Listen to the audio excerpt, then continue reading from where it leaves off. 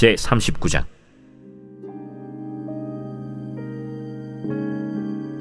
요셉이 이끌려 애굽에 내려가매 바로의 신하 친위대장 애굽 사람 보디발이 그를 그리로 데려간 이스마엘 사람의 손에서 요셉을 산이라. 여호와께서 요셉과 함께 하심으로 그가 형통한 자가 되어 그의 주인 애굽 사람의 집에 있으니 그의 주인이 여호와께서 그와 함께 하심을 보며 또 여호와께서 그의 범사에 형통하게 하심을 보았더라. 요셉이 그의 주인에게 은혜를 입어 섬김에 그가 요셉을 가정 총무로 삼고 자기의 소유를 다 그의 손에 위탁하니 그가 요셉에게 자기의 집과 그의 모든 소유물을 주관하게 한 때부터 여호와께서 요셉을 위하여 그 애굽 사람의 집에 복을 내리심으로 여호와의 복이 그의 집과 밭에 있는 모든 소유에 미치니라. 주인이 그의 소유를 다 요셉의 손에 위탁하고 자기가 먹는 음식 외에는 간섭하지 아니하였더라. 요셉은 용모가 빼어나고 아름다웠더라. 그 후에 그의 주인의 아내가 요셉에게 눈짓하다가 동침하기를 청하니 요셉이 거절하며 자기 주인의 아내에게 이르되 내 주인이 집안의 모든 소유를 간섭하지 아니하고 다 내 손에 위탁하였으니 이 집에는 나보다 큰 이가 없으며 주인이 아무것도 내게 금하지 아니하였어도 금한 것은 당신뿐이니 당신은 그의 아내임이라. 그런즉 내가 어찌 이 큰 악을 행하여 하나님께 죄를 지으리이까. 여인이 날마다 요셉에게 청하였으나 요셉이 듣지 아니하여 동침하지 아니할 뿐더러 함께 있지도 아니하니라. 그러할 때 요셉이 그의 일을 하러 그 집에 들어갔더니 그 집 사람들은 하나도 거기에 없었더라. 그 여인이 그의 옷을 잡고 이르되 나와 동침하자. 그러나 요셉이 자기의 옷을 그 여인의 손에 버려두고 밖으로 나가매 그 여인이 요셉이 그의 옷을 자기 손에 버려두고 도망하여 나감을 보고 그 여인의 집 사람들을 불러서 그들에게 이르되 보라, 주인이 히브리 사람을 우리에게 데려다가 우리를 희롱하게 하는도다. 그가 나와 동침하고자 내게로 들어오므로 내가 크게 소리질렀더니 그가 나의 소리질러 부름을 듣고 그의 옷을 내게 버려두고 도망하여 나갔느니라. 그의 옷을 곁에 두고 자기 주인이 집으로 돌아오기를 기다려 이 말로 그에게 말하여 이르되 당신이 우리에게 데려온 히브리 종이 나를 희롱하려고 내게로 들어왔으므로 내가 소리질러 불렀더니 그가 그의 옷을 내게 버려두고 밖으로 도망하여 나간나이다. 그의 주인이 자기 아내가 자기에게 이르기를 당신의 종이 내게 이같이 행하였다 하는 말을 듣고 심히 노한지라. 이에 요셉의 주인이 그를 잡아 옥에 가두니 그 옥은 왕의 죄수를 가두는 곳이었더라. 요셉이 옥에 갇혔으나 여호와께서 요셉과 함께 하시고 그에게 인자를 더하사 간수장에게 은혜를 받게 하시매 간수장이 옥중 죄수를 다 요셉의 손에 맡김으로 그 재반 사물을 요셉이 처리하고 간수장은 그의 손에 맡긴 것을 무엇이든지 살펴보지 아니하였으니 이는 여호와께서 요셉과 함께 하심이라. 여호와께서 그를 범사에 형통하게 하셨더라.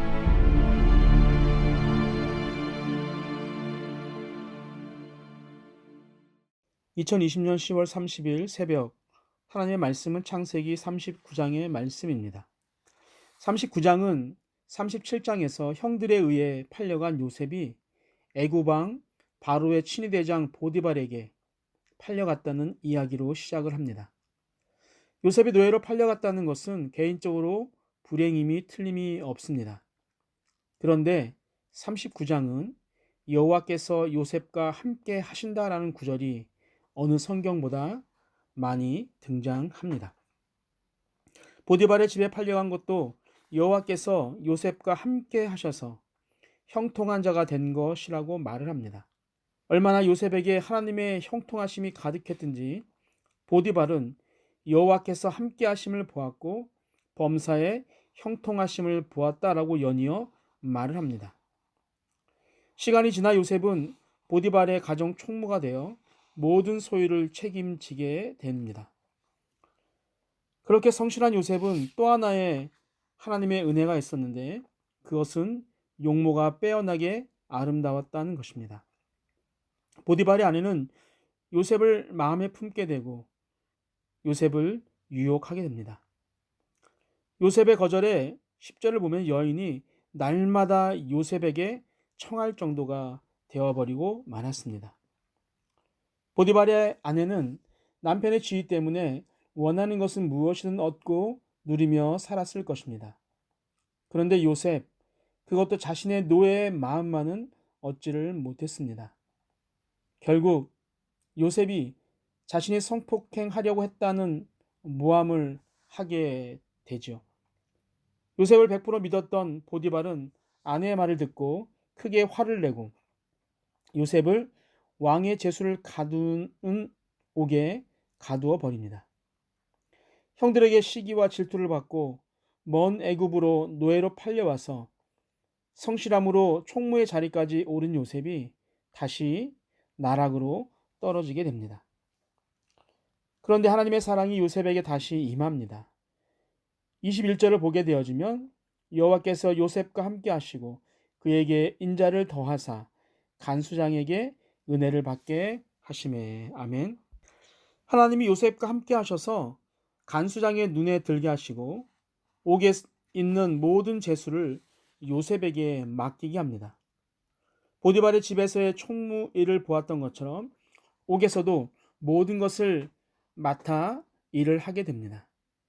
이유는 하나님이 요셉과 함께 하시기 때문이라고 성경이 우리에게 이야기합니다. 왜 하나님은 요셉과 함께 하셨을까요? 함께 하심으로 형통케 하시려면 아버지의 집에서 형통케 하시면 안 되었을까요? 참 많은 의문을 가질 수 있는 본문입니다. 오늘 본문을 통해 우리가 두 가지만 나누어 보려고 합니다. 첫 번째는 요셉의 모든 행동은 하나님 앞에서 하듯 했다는 것입니다. 우리는 보이지 않는 것보다 보이는 것에 집중합니다. CCTV가 있을 때와 없을 때의 행동이 많이 다릅니다. 이유는 CCTV가 없으면 나의 행동을 아무도 볼 수 없다고 생각하기 때문입니다. 그러나 이것은 어디나 세상의 방법입니다. 보디발의 아내가 요셉을 유혹할 때, 또 요셉이 모함을 당하게 된 그날, 성경은 이렇게 이야기합니다. 11절입니다. 그러할 때 요셉이 그의 일을 하러 그 집에 들어갔더니 그 집 사람들은 하나도 거기에 없었더라. 아멘. 즉 아무도 볼 수 없는 상황이기에 보디발의 아내의 유혹을 받아주어도 문제가 생기지 않을 수 있었다는 것입니다. 감옥에 가지 않아도 되었고 어쩌면 요셉은 더 승승장구할 수 있었습니다. 그런데 요셉의 마음에 CCTV가 있었습니다. 바로 하나님입니다. 9절을 보면 이 집에는 나보다 큰 이가 없으며 주인이 아무것도 내게 금하지 아니하였어도 금한 것은 당신뿐이니 당신은 그의 아내임이라. 그런즉 내가 어찌 이 큰 악을 행하여 하나님께 죄를 지으리까. 아멘. 지금 요셉은 자신의 행동이 주인이 아니라 하나님께 죄를 짓는 것임을 고백하고 있습니다. 사랑하는 성도 여러분, 하나님이 우리의 모든 행동과 생각을 보고 계십니다. 요셉처럼 하나님이 우리를 보고 계시다는 것을 기억하시고 정직한 삶을 살아가게 되기를 주님의 이름으로 축복합니다. 두 번째는 하나님은 어느 곳에서나 함께 하신다는 것입니다. 노예로 팔려가 보디발의 집에 있을 때 하나님이 함께 하신다고 했습니다. 그런데 옥에 갇히게 됩니다. 이제 목숨까지도 위태로운 상황이 되어버리고 말았습니다. 하나님이 함께 하시면 이런 일이 나에게 벌어질 수 없어라고 생각할 수 있습니다. 그러나 하나님은 그곳에서도 요셉과 함께 하셨다라고 성경이 이야기합니다. 사랑하는 성도 여러분, 내가 잘되고 행복하고 출세할 때 하나님이 함께 하신다고 생각하고 그렇지 않고 힘들고 어려울 때, 늘 고통 가운데 있을 때 나와 함께하지 않으신다고 생각할 수가 있습니다. 그러나 그렇지 않습니다. 장소와 환경은 중요하지 않습니다. 내가 어떻게 살고 내가 어떠한 마음으로 살고 있느냐가 중요합니다. 하나님이 나를 늘 바라보신다는 마음으로 사는 자에게는 하나님은 늘 함께 하십니다. 오늘 요셉이 하나님이 나를 늘 바라보신다는 마음으로 살아갔기에 오늘 하나님께서 요셉과 늘 함께 하셨던 것입니다.